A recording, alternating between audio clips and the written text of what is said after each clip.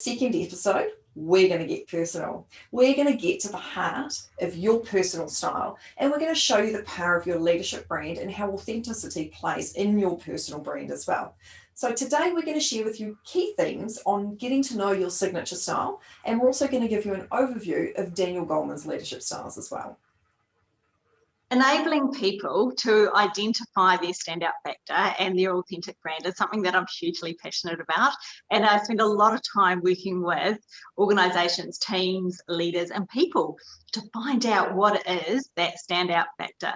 What is that authentic brand that we all, like Sarah said, every single one of us, just like our DNA, it's completely different. And when magic happens, when high performance happens, is when we really tap in to what we stand for, our authentic brand.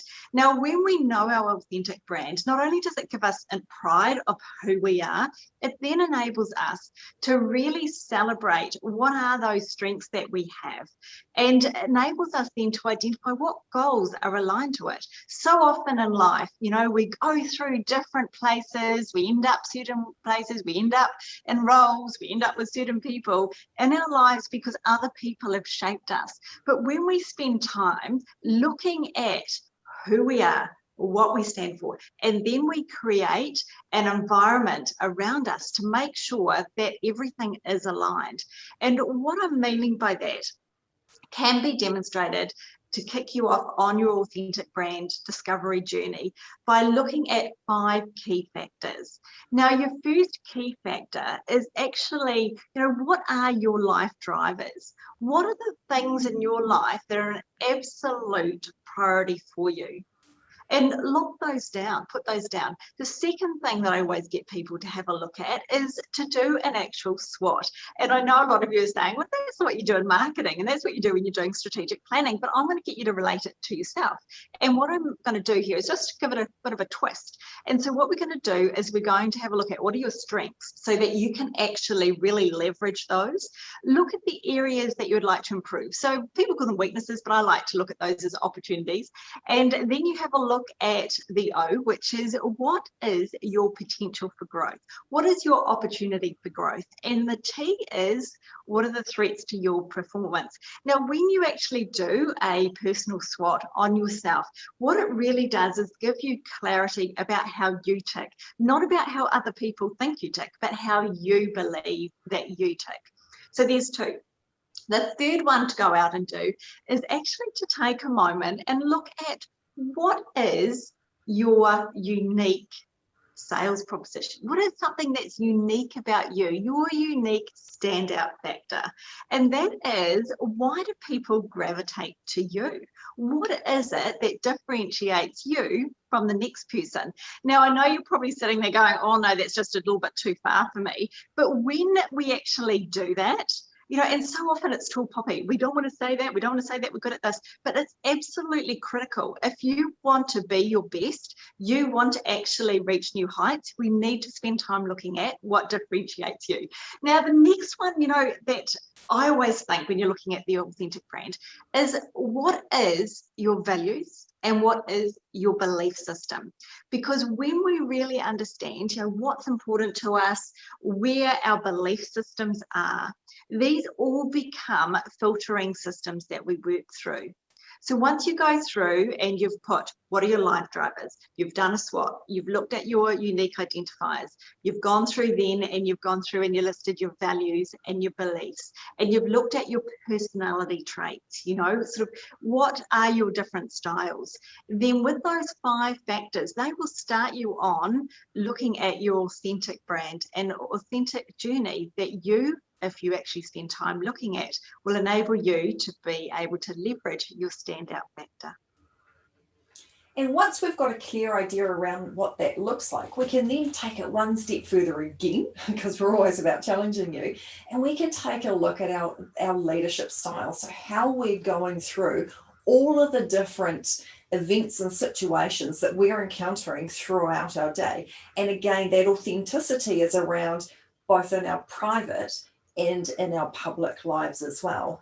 And Kirsten and I are huge fans of Daniel Goleman, and his leadership styles are very well known, and you can go away and have a look at them. But we're just going to tap into those at a very high level today, because it's really interesting to get an understanding about where we're at and what styles we're using at any given time.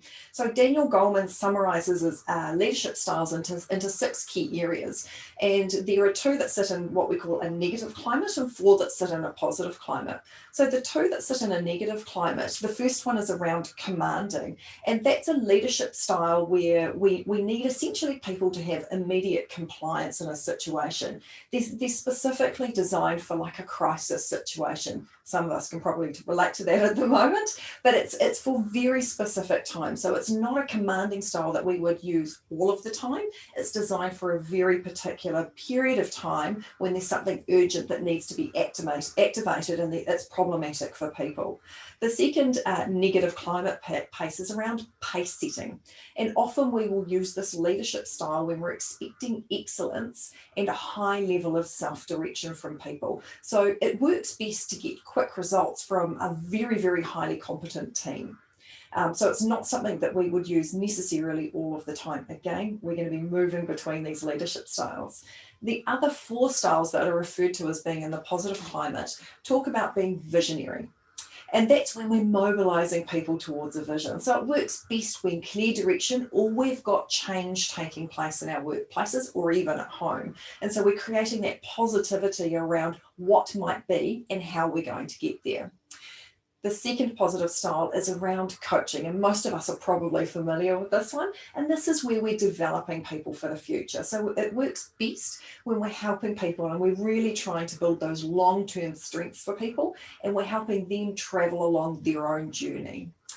The third positive climate is around being affiliative, and we're really looking to create some emotional bonds and some harmony with people. So we're really trying to get, if there's any rifts sitting around the place, we're really looking to heal those, and we're really wanting to motivate people who are potentially in a stressful situation. So it's being really encouraging again, and it is bringing them along in the journey, but we're really just getting to the heart of those emotional connections. And the final, but certainly not the least positive climate, is around being democratic. And that is essentially what it means. So it's that consensus through participation. So we're getting everybody on board, we're getting everybody's input along the way, and we're getting consensus about what our next steps look like moving forward. And most of you can probably in your head already recognize and sit there going, oh yes, I do that and I do that and I do that. So we've got a really neat action for you to then go away and do. Go and research Daniel Goleman's 6 styles, and then grab a sheet of paper, and on that sheet of paper use a percentage, say 100%.